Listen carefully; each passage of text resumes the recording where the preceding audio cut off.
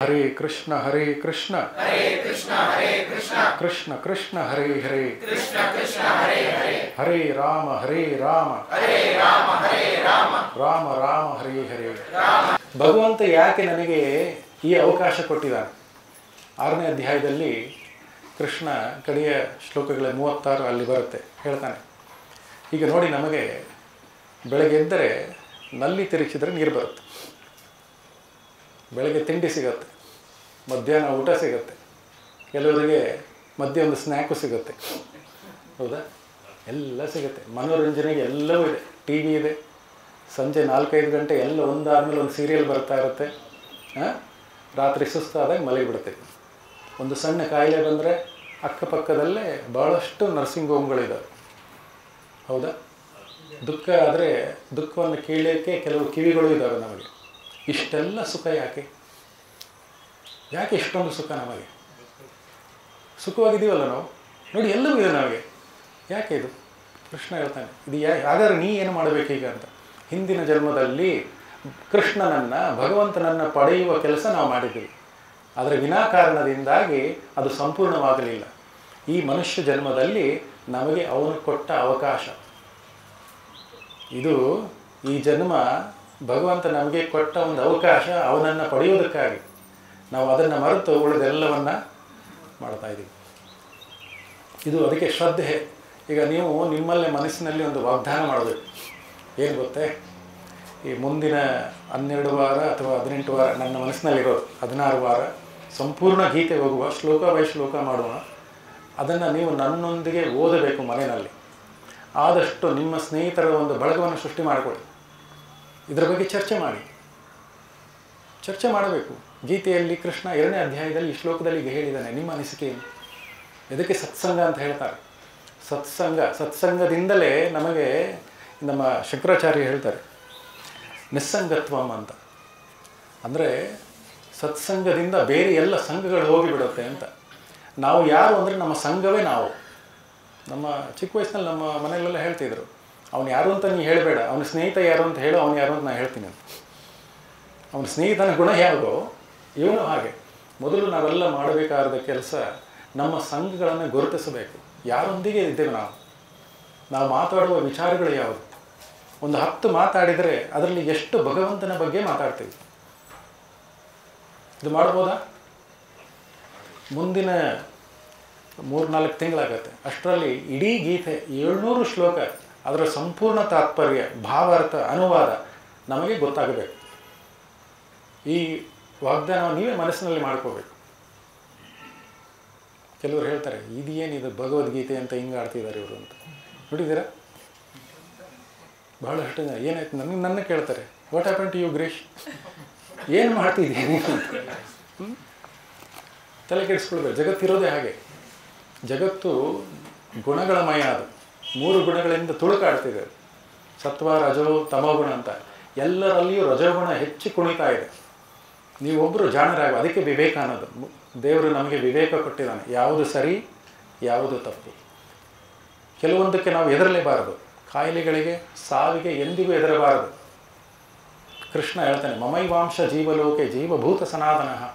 ಈ ಜಗತ್ತಿನಲ್ಲಿ ಎಲ್ಲವೂ ನನ್ನ ಅಂಶ. ಮನಸ್ಸಿನಲ್ಲಿ ಶರಣಾಗತಿ ಬಂದುಬಿಡಬೇಕು. ಎಂಥದೇ ಆಗಲಿ ನನ್ನೊಂದಿಗೆ ಕೃಷ್ಣ ಇದ್ದಾನೆ. ಅವನಿದ್ದ ಮೇಲೆ ನಮಗೆ ಸಾವಿನ ಭಯವಿಲ್ಲ. 9ನೇ ಅಧ್ಯಾಯದ 22ನೇ ಶ್ಲೋಕ ನಾವು ಯಾವಾಗಲೂ ಹೇಳ್ತೀವಿ. ಏನು ಹೇಳಿದ್ರು?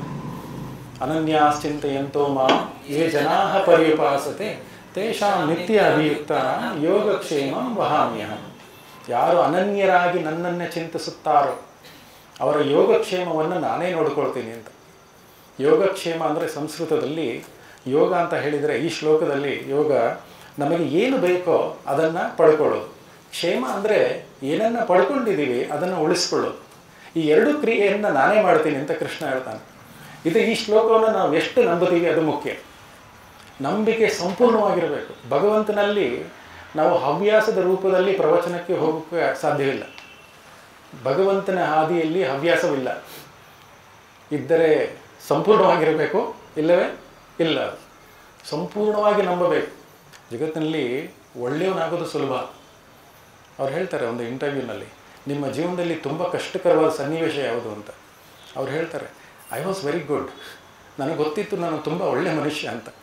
ನಮ್ಮ ಭಾರತಕ್ಕೆ ಸ್ವಾತಂತ್ರ್ಯಕ್ಕಾಗಿ ಸಂಪೂರ್ಣವಾಗಿ ಎಲ್ಲ ತ್ಯಾಗ ಮಾಡಿ ನಾನು ಕೆಲಸ ಮಾಡ್ತಿದ್ದೇನೆ.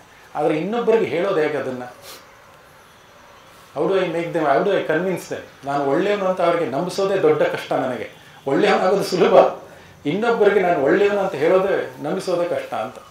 ಸೊ ಹೀಗೆ ಇನ್ನು ಮುಂದೆ ಸಂಪೂರ್ಣವಾಗಿ ಭಗವನ್ಮಯದಲ್ಲೇ ಮನಸ್ಸಿರಲಿ, ಬೇರೆ ಏನೂ ಸಾಧ್ಯ ಇಲ್ಲ ಈ ಜಗತ್ತಿನಲ್ಲಿ. ನನ್ನನ್ನು ಕೇಳಿ ಸ್ವಲ್ಪ ಮಟ್ಟಿಗೆ ಆ ಅನುಭವದ ಪ್ರಕಾರ ಏನು ಸಾಧ್ಯ ಇಲ್ಲ. ಹೆಚ್ಚಿಗೆ ಅಂದರೆ ಒಂದಷ್ಟು ನೆಲವನ್ನು ನೀವು ಪಡ್ಕೋಬಹುದು, ಒಂದಷ್ಟು ಹಣವನ್ನು ಬ್ಯಾಂಕಲ್ಲಿ ಇಡಬಹುದು, ಆದರೆ ಕಾಲಚಕ್ರ ತಲೆ ಮೇಲೆ ಕುಣಿತಾ ಇದೆ. ನಂಬ್ತೀರಾ? ಎಲ್ಲರೂ ಹೋಗಬೇಕಾದವರೇ. ಇಷ್ಟರಲ್ಲಿ ನಮ್ಮ ಮನುಷ್ಯ ಜನ್ಮದ ಮೂಲ ಉದ್ದೇಶ ಭಗವಂತನನ್ನು ಅರಿಯುವುದು, ಅವನನ್ನೇ ಸೇರುವುದು. ಕೃಷ್ಣ ಇಡೀ ಗೀತೆಯಲ್ಲಿ ಎಲ್ಲ ಕಡೆ ಇದೇ ವಿಚಾರನೇ ಹೇಳೋದು. ನೀವು ಆ ಶ್ಲೋಕ ಓದಿದಾಗ ನೀವು ಎಷ್ಟು ನಂಬಿಕೆ ಇದೆ ಅಂತ. ಈಗ ಕೆಲವರು ಪುನರ್ಜನ್ಮನೇ ಇಲ್ಲ ರೀ ಅಂತಾರೆ. ನಾನು ಭಾಳ ವಾಟ್ಸಪ್ನಲ್ಲಿ ನೋಡ್ತಾ ಇರ್ತೇನೆ, ಭಗವದ್ಗೀತೆ ಪ್ರವಚನ ಅಟೆಂಡ್ ಮಾಡಿರ್ತಾರೆ, ಸಂಪೂರ್ಣ 18 ಅಧ್ಯಾಯ, ಆದರೆ ಅವರು there is no other life, ಹೀಗೆ ಇರೋದು ಒಂದೇ ಜನ್ಮ, ಪುನರ್ಜನ್ಮದ ಮೇಲೆ ನಂಬಿಕೆ ಇಲ್ಲ, ಸ್ವರ್ಗ ನರಕಗಳು ದೇವತೆಗಳು ಇದ್ದಾರೆ ಅನ್ನೋ ನಂಬಿಕೆ ಇಲ್ಲ. ಆದರೆ ನಾವು ಪ್ರವಚನ ಕೇಳ್ತಿದ್ದೆ. ಇದು ಹೇಗೆ? ನಂಬಿಕೆ ಮುಖ್ಯ, ನಂಬಿಕೆ ಭಾಳ ಮುಖ್ಯ. ಆ ಕೃಷ್ಣ 11ನೇ ಅಧ್ಯಾಯದಲ್ಲಿ ಈ ವಿಚಾರ ಹೇಳ್ತಾನೆ, ನಂಬಿಕೆ ಹೇಗಿರಬೇಕು. ಶ್ರದ್ಧಾ ಭಾಗವತೆ ಶಾಸ್ತ್ರೇ ಅನಿಂದ್ಯಾಂ ಅನ್ಯತ್ರ ಚಾಪಿಹಿ. ನಮ್ಮ ನಂಬಿಕೆ ಹೇಗಿರಬೇಕಂದ್ರೆ, ನನ್ನ ಧರ್ಮದಲ್ಲಿ ಸಂಪೂರ್ಣ ನನಗೆ ನಂಬಿಕೆ ಇರಲಿ, ಆದರೆ ಮತ್ತೊಂದು ಧರ್ಮದ ನಿಂದನೆ ಮಾಡಬಾರದು ಅಂತ ಕೃಷ್ಣ ಹೇಳೋದು. ಆ ಕಾಲದಲ್ಲಿ ಭಾಗವತದಲ್ಲಿ 5,000 ವರ್ಷ ಹಿಂದೆ ತಗೊಂಡ್ರು ನೀವು, ಕೃಷ್ಣ ಹೇಳ್ತಾ ಇದ್ದಾನೆ, ನಿನ್ನ ಧರ್ಮದಲ್ಲಿ ನಿನಗೆ ನಂಬಿಕೆ ಇಲ್ಲ, ಮತ್ತೊಂದು ಧರ್ಮವನ್ನು ನೀವು ನಂದಿಸಿದರೆ ಒಬ್ಬರನ್ನ ಪ್ರೀತಿಸುವ ಗುಣವನ್ನು ಕಳ್ಕೊಳ್ತೀರಿ ಅಂತ. ಈಗ ದ್ವೇಷ ಭಾವನೆ ಇದ್ದರೆ ಭಗವಂತನನ್ನು ಪ್ರೀತಿಸೋದು ಹೇಗೆ? ನೀವು ಇವತ್ತು ಮನೆಗೆ ಹೋದ್ಮೇಲೆ ಚಿಂತನೆ ಮಾಡಿ, ಕೂತು 10 ನಿಮಿಷ ಯೋಚನೆ ಮಾಡಿ, ನನ್ನ ಸಂಬಂಧಿಕರಲ್ಲಿ ಯಾರನ್ನಾದರೂ ನಾನು ತುಂಬ ದ್ವೇಷ ಮಾಡ್ತೀನ ಅಂತ. ಭಾಳ ಜನ ಇರ್ತಾರ. ಯಾರನ್ನಾದರೂ ಒಬ್ಬರು ದ್ವೇಷ ಮಾಡ್ತಿದ್ರೆ ಮತ್ತೊಬ್ಬರನ್ನ ಪ್ರೀತಿಸುವ ರೀತಿ ಕಳ್ಕೊಳ್ತೀರಿ, ನೀವು ಹಕ್ಕನ್ನು ಕಳ್ಕೊಳ್ತೀರಿ. ಗೀತೆಯಲ್ಲಿ ಈ ಶ್ಲೋಕ ಎಲ್ಲ ಬರುತ್ತೆ ಮುಂದೆ. ದ್ವೇಷಿಸುವ ವ್ಯಕ್ತಿಗೆ ಪ್ರೀತಿಸುವುದಕ್ಕೆ ಸಾಧ್ಯ ಇಲ್ಲ ಅಂತ. ಎಲ್ಲರೂ ನೋಡಿದ್ದೀರ, ಮನೆಯಲ್ಲಿ ತುಂಬ ದ್ವೇಷ ಜಗಳ ನಡೀತಾ ಇರುತ್ತೆ, ಯಾರ್ದೋ ಬಗ್ಗೆ ಮಾತಾಡ್ತಿರ್ತಾರೆ, ಮಕ್ಕಳು ಓಡಿ ಬರ್ತಾರೆ ಅವ್ರ ಮುಂದೆ ಏನೋ ಆನಂದವಾಗಿ, ನೀವು ಬರಬೇಡ ಇಲ್ಲ ಅಂತ. ನೋಡಿದ್ದೀರಾ? ಆದರೆ ನೀವು ಮಾಡ್ತಾ ಇರೋ ಚರ್ಚೆ ಯಾವುದು? ದೇವರ ಬಗ್ಗೆ ಮಾತಾಡ್ತಾ ಇದ್ದೀರಾ? ಇಲ್ಲ, ಮತ್ತಾರೋ ವ್ಯಕ್ತಿಯ ಬಗ್ಗೆ ಅವ್ರು ಹಂಗೆ ಮಾಡಿದ್ರು ಹಿಂಗೆ ಮಾಡಿದ್ರು ಅಂತ ಮಾತಾಡ್ತಿದ್ದಾರೆ. ಬಟ್ ಆ ಪುಟ್ಟ ಮಗು ನಿಮಗೆ ಆನಂದ ಕೊಡಲಿಕ್ಕೆ ಬಂದಿದೆ. ದ್ವೇಷ ಭಾವನೆ ಇದ್ದಲ್ಲಿ ಪ್ರೀತಿಸುವುದಕ್ಕೆ ಸಾಧ್ಯ ಇಲ್ಲ ಅಂತ. ತುಂಬ ಕಷ್ಟ ಅಭ್ಯಾಸ ಮಾಡೋದು ನೀವು. ಅದಕ್ಕೆ ಕೃಷ್ಣ ಹೇಳ್ತಾನೆ, ಅಭ್ಯಾಸೇನ ಪ್ರತಿಯೊಂದನ್ನು ಅಭ್ಯಾಸ ಮಾಡಬೇಕು. ಮೊದಲು ನಾವು ಈ ದ್ವೇಷ ಭಾವನೆಯನ್ನು ಸಂಪೂರ್ಣವಾಗಿ ಬಿಡಬೇಕು. ಯಾರಲ್ಲೂ ದ್ವೇಷ ಬೇಡ ನಮಗೆ. ನನ್ನ ದೇಹವೇ ಶಾಶ್ವತ ಅಲ್ಲ. ನೀವು ಯಾರನ್ನ ದ್ವೇಷ ಮಾಡ್ತೀರೋ, ಯಾರನ್ನ ಪ್ರೀತಿ ಮಾಡ್ತೀರೋ, ಎಲ್ಲರೂ ಹೋಗೋರೆ. ಇದು ಮೊದಲು ದ್ವೇಷ ಭಾವನೆಯನ್ನು ಸಂಪೂರ್ಣವಾಗಿ ನಿಲ್ಲಿಸಬೇಕು. ಯಾರು ಏನಾದರೂ ಅಂದ್ಕೊಳ್ಳಿ, ನಿಮ್ಮ ಹಾದಿ ಆನಂದವಾಗೇ ಇರುತ್ತೆ. ಕೃಷ್ಣ ಮುಂದೆ ಹೇಳ್ತಾನೆ ಹೇಗೆ ಅಂತ, ಶುರುವಿನಲ್ಲಿ ಕಷ್ಟವಾಗಿರುತ್ತೆ, ನಂತರ ಅಮೃತದಂತೆ ಇರುತ್ತದೆ ಅಂತ. ಇನ್ನು ಕೆಲವರಿಗೆ ಶುರುವಿನಲ್ಲಿ ಅಮೃತದಂತೆ, ನಂತರ ಬರೀ ಕಷ್ಟಗಳು. ಇನ್ನೊಂದು ಹಾದಿ ಇದೆ, ಶುರುವಿನಲ್ಲೂ ಕಷ್ಟ, ನಂತರವೂ ಕಷ್ಟ ಅಂತ. ಸೊ ಈ ಆಧ್ಯಾತ್ಮಿಕದ ಹಾದಿಯಲ್ಲಿ ಶುರುವಿನಲ್ಲಿ ಸ್ವಲ್ಪ ಕಷ್ಟ ಆಗ್ಬೋದು. ಅವರು ಹೇಳ್ತಿದ್ರು, ಈ ಇಸ್ಕಾನಲ್ಲೂ ಸಹ ಈ ಚಾಂಟಿಂಗ್ ಮಾಡೋದು 16 ರೌಂಡ್ ಮಾಡ್ತಾರೆ ಅವ್ರು, ಗೊತ್ತಾ ನಿಮಗೆ? ಅವ್ರು ಹೇಳಿದಾಗ ನನಗೆ ಸ್ವಲ್ಪ ಆಶ್ಚರ್ಯ ಆಗ್ತಿತ್ತು. ನಾನು 4 ರೌಂಡು 8 ರೌಂಡ್ ಹೀಗೆ ಅವ್ರಿಗೆ ಸತ್ಯ ಹೇಳಬೇಕು ನಾನು. ಅವ್ರು ಹೇಳಿದೆ, ನೀವು ಅವರು ಸುಮಾರು 2 ಗಂಟೆ ದಿನದಲ್ಲಿ ಹರೇ ಕೃಷ್ಣ ಮಂತ್ರ, ಇದು ಎಂಥ ಶ್ರದ್ಧೆ. ಇನ್ನು ಕೆಲವರು 64 ಮಾಡ್ತಿರಲ್ಲ ಪ್ರಭು, ಕೆಲವರು 8 ಗಂಟೆಗಳ ಕಾಲ ಬರೀ ಹರೇ ಕೃಷ್ಣ ಮಂತ್ರ, ಉಳಿದ 8 ಗಂಟೆಗಳ ಕಾಲ ಸೇವೆ ಅದು ಇದು ಮಾಡೋದು, 8 ಗಂಟೆಗಳ ನಿದ್ರೆ. ಇದು ಎಂಥ ಸೇವೆ ಇದು ಭಗವಂತನಿಗೆ. ಅವನಿಗೆ ಜೀವನದಲ್ಲೂ ಮುಕ್ತಿ, ಸತ್ತ ಮೇಲೂ ಮುಕ್ತಿ. ಸೊ ನಾವು 1 ರೌಂಡ್ ಮಾಡಲಿಕ್ಕೂ ಕೆಲವರು ಯಾಕೆ ಮಾಡಬೇಕು, ಅದು ಒಂದು 10 ನಿಮಿಷ ತೊಗೊಳ್ಬೋದಲ್ಲ. ಇದು ಕೆಲವರಿಗೆ ಅನಿಸುತ್ತೆ. ಇದೊಂದು ವಿಚಾರ ಹೇಳಿಬಿಡ್ತೀನಿ. ಈ ಹರೇ ಕೃಷ್ಣ ಮಂತ್ರ ಹೇಗಾಗಿಬಿಟ್ಟಿದೆ ಅಂದರೆ, ಇದು ಇಸ್ಕಾನ್ ಮಂತ್ರ ಅಂತ. ಈ ಹರೇ ಕೃಷ್ಣ ಮಂತ್ರ ಇದರ ಮೂಲ ಒಂದು ಉಪನಿಷತ್ ಬರುತ್ತೆ. ನನ್ನ ಹತ್ರ 108 ಉಪನಿಷತ್ ಇದೆ, ಅದ್ಭುತವಾಗಿದೆ. ಅದು ಕಥೆಯೇ ಬೇರೆ. ಕಲಿಸಂತರಣ ಉಪನಿಷತ್ ಅಂತಿದೆ. ಆ ಉಪನಿಷತ್ ಹೆಸರು ಕಲಿಸಂತರಣ ಉಪನಿಷತ್. ಈಗ ಐತರೇಯ ಉಪನಿಷತ್, ಕೌಶಿತಕಿ ಹಾಗೆ ಅದರಲ್ಲಿ ತುಂಬ ಚಿಕ್ಕದಾದ ಉಪನಿಷತ್ ಅದು. ಬ್ರಹ್ಮ ಕುಳಿತಿದ್ದಾರೆ ಕಮಲದ ಮೇಲೆ, ನಮ್ಮ ನಾರದ ಯಥಾ ಪ್ರಕಾರ ತಂಬೂರು ಹಿಡಿದು ಹೋಗ್ತಾನೆ. ನಾರದ ಬ್ರಹ್ಮರನ್ನ ತಂದೆಯನ್ನು ಪ್ರಶ್ನೆ ಮಾಡ್ತಿದ್ದಾನೆ, ಕಲಿಯುಗ ಬರ್ತಾ ಇದೆ, ಕಲಿಯುಗದಲ್ಲಿ ಜನರ ಆಯಸ್ಸು ತುಂಬ ಕಡಿಮೆ, ಸದಾ ದ್ವೇಷ ಭಾವನೆಗಳಲ್ಲೇ ಮುಳುಗಿರ್ತಾರೆ, ಅವರಿಗೆ ಮುಕ್ತಿ ಹೇಗೆ, ಅವರಿಗೆ ಮುಕ್ತಿ ಹೇಗೆ? ಬ್ರಹ್ಮ ಅವಾಗ ಅವರು ಈ ಶ್ಲೋಕವನ್ನು ಹೇಳ್ತಾರೆ, ಯಾರು ಕಲಿಯುಗದಲ್ಲಿ ಈ ಹರೇ ಕೃಷ್ಣ ಮಂತ್ರವನ್ನು ಜಪ ಮಾಡ್ತಾರೆ, ಇದೊಂದರಿಂದಲೇ ಅವರಿಗೆ ಮುಕ್ತಿ ಅಂತ. ಇದನ್ನು ಶ್ರೀ ಚೈತನ್ಯ ಮಹಾಪ್ರಭುಗಳು ಸುಮಾರು 500 ವರ್ಷಗಳ ಹಿಂದೆ ಎಲ್ಲರಿಗೂ ಸುಲಭ ಅಂತ, ನೀವು ಒಮ್ಮೆ ಚಾಂಟ್ ಮಾಡಿದರೆ ಸಾಕು ನಿಮಗೆ ಮುಕ್ತಿ, ಮತ್ತೇನು ಬೇಕು, ಎಷ್ಟು ಸುಲಭದ ಹಾದಿ, ಶಾರ್ಟ್ಕಟ್ ಅಂತ ಹೇಳಿದ್ರಲ್ಲ, 21 ಶ್ಲೋಕವೂ ಬೇಡ, ದೇವರ ನಾಮ ಜಪ. ನಾನು ಕಡೆ ಬಾರಿ ಹೇಳಿದ್ದೆ ಅನಿಸುತ್ತೆ, ಕಲಿಯುಗೆ ಜಪ ಮುಕ್ತಿ ಸಾಧನಂ ಅಂತ. ಭಗವನ್ ನಾಮ ಸ್ಮರಣೆಯೇ ಕಲಿಯುಗದಲ್ಲಿ ಮುಕ್ತಿಗೆ ಸಾಧನ ಅಂತ. ಆದರೆ ನೀವು ಮೊದಲನೇ ಸಲ ಈ ಆಲೋಚನೆ ಮೊದಲನೇ ಬಾರಿ, ಅರೆ 10 ನಿಮಿಷ ಹೇಗೆ ಮಾಡೋದು ಇದು, ನೀವು ಮಾಡಿ ನೋಡಿ, ಆ ಆನಂದ ನೋಡಿ, ನಿಮಗೆ ಅದೊಂದು ಜಗತ್ತನ್ನು ನೋಡುವ ರೀತಿ ಬದಲಾಗುತ್ತೆ, ಸಂಪೂರ್ಣವಾಗಿ ಬದಲಾಗುತ್ತೆ. ಎಲ್ಲವನ್ನ ಒಪ್ಪಿಕೊಳ್ಳುವ ಮನಸ್ಸು ಬರುತ್ತೆ, ಮತ್ತೊಬ್ಬರಲ್ಲಿ ತಪ್ಪನ್ನು ಹುಡುಕುವುದು ಕಡಿಮೆ ಆಗುತ್ತೆ, ನಮ್ಮಲ್ಲಿ ಒಳ್ಳೆತನ ಬೆಳೆಯುತ್ತೆ. ಮನುಷ್ಯ ಜನ್ಮ ಬಂದ ಮೇಲೆ ತಪ್ಪಿಲ್ಲದೆ ಬದುಕೋದಕ್ಕೆ ಸಾಧ್ಯವೇ ಇಲ್ಲ. ಅದು ನಿಮಗೆಲ್ಲ ಗೊತ್ತಿದೆ ಕತೆ. ಈ ಮಹಾಪ್ರಸ್ಥಾನಿಕ ಪರ್ವ ಇದೆ ಕಡೆಯಲ್ಲಿ ಇಡೀ ಮಹಾಭಾರತದಲ್ಲಿ, ಸ್ವರ್ಗಾರೋಹಣಕ್ಕಿಂತ ಮುಂಚೆ. ಅದರಲ್ಲಿ ಎಲ್ಲ ಪಾಂಡವರು ಹಿಮಾಲಯದ ಕಡೆ ಹೋಗ್ತಾ ಇದ್ದಾರೆ, ಎಲ್ಲರಿಗೂ ವಯಸ್ಸಾಗಿದೆ, ಎಲ್ಲವನ್ನ ನಮ್ಮ ಪರೀಕ್ಷಿತ ರಾಜನಿಗೆ ಕೊಟ್ಟು ಹೋಗ್ತಾ ಇದ್ದಾರೆ. ಹೋಗುವಾಗ ಮೊದಲು ಒಬ್ಬರಾದ ಮೇಲೆ ಒಂದು ಹೋಗ್ತಿದ್ದಾರೆ, ಧರ್ಮರಾಜ, ಅವನ ಹಿಂದೆ ಭೀಮ, ಅರ್ಜುನ, ನಂತರ ನಕುಲ, ಸಹದೇವ, ಹಿಂದೆ ದ್ರೌಪದಿ. ಎಲ್ಲರೂ ಹೋಗ್ತಿರುವಾಗ ದ್ರೌಪದಿ ಬಿದ್ದು ಬಿಡ್ತಾಳೆ. ಭೀಮ ನೋಡ್ತಾನೆ, ಯುಧಿಷ್ಠಿರ ಅಣ್ಣ ದ್ರೌಪದಿ ಬಿದ್ದು ಬಿಡಲು, ಎಂಥ ಸಾಧ್ವೀಮಣಿ, ನೀ ಹೇಳ್ತಿದ್ದೆ ಉತ್ತಮನಾದ ಮನುಷ್ಯ ಸಶರೀರನಾಗಿ ದೇವಲೋಕಕ್ಕೆ ಹೋಗ್ತಾನೆ ಅಂತ, ದ್ರೌಪದಿ ಏನು ತಪ್ಪು ಮಾಡಿದ್ಲು, ಎಂಥ ಸಾಧ್ವೀಮಣಿ, ನಮ್ಮನ್ನೆಲ್ಲ ಹೇಗೆ ನೋಡಿಕೊಂಡ್ಲು, ಯಾರಲ್ಲೂ ಭೇದ ಮಾಡಲಿಲ್ಲ ಅಂತ ಭೀಮ ಹೇಳ್ತಾನೆ. ಅದಕ್ಕೆ ಯುಧಿಷ್ಠಿರ ಹೇಳ್ತಾನೆ, ದ್ರೌಪದಿ ಖಂಡಿತವಾಗಿಯೂ ಸಾಧ್ವೀಮಣಿ, ಆದರೆ ನಮ್ಮೆಲ್ಲರಲ್ಲಿ ಆಕೆಗೆ ಅರ್ಜುನನಿಗೆ ಸ್ವಲ್ಪ ಹೆಚ್ಚಿನ ಪ್ರೇಮ ಇತ್ತು ಅಂತ. ಸ್ವಲ್ಪ ಹೆಚ್ಚಿನ ಅಂದರೆ ಇದು ಕತೆ ಹೇಗೆ ಅಂದರೆ, ಮನುಷ್ಯನಾಗಿ ಹುಟ್ಟಿದ ಮೇಲೆ ತಿಳಿದೋ ಮಾಡೋ ತಪ್ಪುಗಳು ಇದ್ದೇ ಇರ್ತವೆ. ಹಾಗೆ ಹೋಗುವಾಗ ಸಹದೇವ ಬೀಳ್ತಾನೆ. ಸಹದೇವರಿಗೂ ಅದೇ ಪ್ರಶ್ನೆ, ಸಹದೇವ ಎಂದು ತಪ್ಪೇ ಮಾಡಿಲ್ಲ, ಅವನು ಯಾಕೆ ಬಿದ್ದ? ಅವ್ರು ಹೇಳ್ತಾ, ಅವನಿಗೆ ತಾನೇ ಬುದ್ಧಿವಂತ ಎನ್ನುವ ಅಹಂಕಾರವಿತ್ತು ಅಂತ. ಹಾಗೆ ಹೋಗುವ ನಕುಲನು ಬೀಳ್ತಾನೆ. ನಕುಲನ ಕತೆ, ತಾನೇ ಅತ್ಯಂತ ಸುಂದರ ಅನ್ನೋ ಒಂದು ನಂಬಿಕೆ ಅವನಿಗಿರುತ್ತೆ. ನಕುಲ ಅಷ್ಟು ಸುಂದರನಾಗಿದ್ದ. ಅವರು ಕಾಡಿಗೆ ಹೋಗುವಾಗ, ಅದು ಕತೆ ತುಂಬ ಚೆನ್ನಾಗಿದೆ, ಕಾಡಿಗೆ ಹೋಗುವಾಗ 5 ಜನ, ನಕುಲ ಏನು ಮಾಡ್ತಾನೆ ಅಂದರೆ, ಆ ದುಃಖ ಅಷ್ಟಿರುತ್ತೆ ಅವನಿಗೆ, ದ್ರೌಪದಿಯ ಅದೆಲ್ಲ ಆದ ಮೇಲೆ ಕಾಡಿಗೆ ಹೋಗುವಾಗ ತನ್ನ ಮುಖಕ್ಕೆಲ್ಲ ಕೆಸರನ್ನೆಲ್ಲ ಬಳಕೊಂಡು ತಲೆ ತಗ್ಗಿಸಿ ಹೋಗ್ತಿರ್ತಾನೆ. ಅವನು ಯಾಕೆ ಹಾಗೆ ಮಾಡ್ತಾ ಇದ್ದಾನೆ ಅಂದರೆ, ನೋಡಿದವರು ನನ್ನ ಸೌಂದರ್ಯವನ್ನು ಹೊಗಳಿದರೆ ಆ ಘಟನೆಯನ್ನು ನಾನು ಮರಿಬಹುದು ಅಂತ. ಆ ಘಟನೆ, ಆ ಕೆಟ್ಟ ಘಟನೆ ನನ್ನ ಮನಸ್ಸಿನಲ್ಲಿ ಸದಾ ಇರಲಿ ಅಂತ ಹೀಗೆ ಹೋಗ್ತಿರ್ತಾನೆ. ಯುಧಿಷ್ಠಿರನು ನೆಲವನ್ನೇ ನೋಡ್ಕೊಂಡು ಹೋಗ್ತಿರ್ತಾನೆ. ಅವ್ರು ಹೇಳ್ತಾರೆ, ಯುಧಿಷ್ಠಿರನಿಗೆ ಕೋಪ ಎಷ್ಟಿತ್ತು ಒಳಗೆ ಅಂದರೆ, ಅವನು ಧಾರ್ಮಿಕನಾದ ವ್ಯಕ್ತಿ, ಅವನು ಕಣ್ಣುಗಳಿಂದಲೇ ಎಲ್ಲವರು ಸುಟ್ಟು ಹೋಗ್ತಿದ್ರು, ಅದಕ್ಕೆ ಅವನು ಹೀಗೆ ಹೋಗ್ತಿದ್ದಂತೆ. ನಮ್ಮ ಅರ್ಜುನ ಮಣ್ಣನ್ನು ಹಿಡಿದು ಮರಳು ಎಲ್ಲ ಕಡೆ ಎರಚಿ ಹೋಗ್ತಿದ್ದಂತೆ ದಾರಿ ಉದ್ದಕ್ಕೂ. ಅವ್ರು ಹೇಳ್ತಾರೆ, ಯಾಕೆ ಹೇಗೆ ಮಾಡ್ದ ಅಂತ.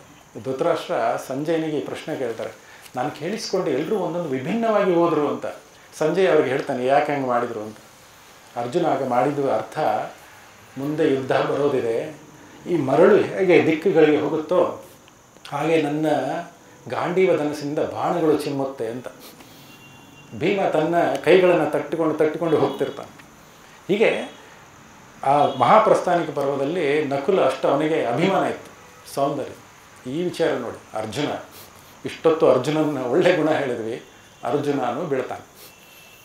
ಭೀಮನಿಗೆ ಆಶ್ಚರ್ಯ ಆಗುತ್ತೆ, ಎಲ್ಲವನ್ನೂ ಒಪ್ಕೊಳ್ತೇನೆ, ಅರ್ಜುನ ನಾನು ಒಪ್ಪೋದಿಲ್ಲ, ಎಲ್ಲ ದೇವತೆಗಳ ವರ ಅವನಿಗಿತ್ತು, ಅಂಥ ಮಹಾನ್ ವ್ಯಕ್ತಿ ಬಿದ್ದ ಹೇಗೆ, ಸಶರೀರನಾಗಿ ಹೋಗಬೇಕಿತ್ತು.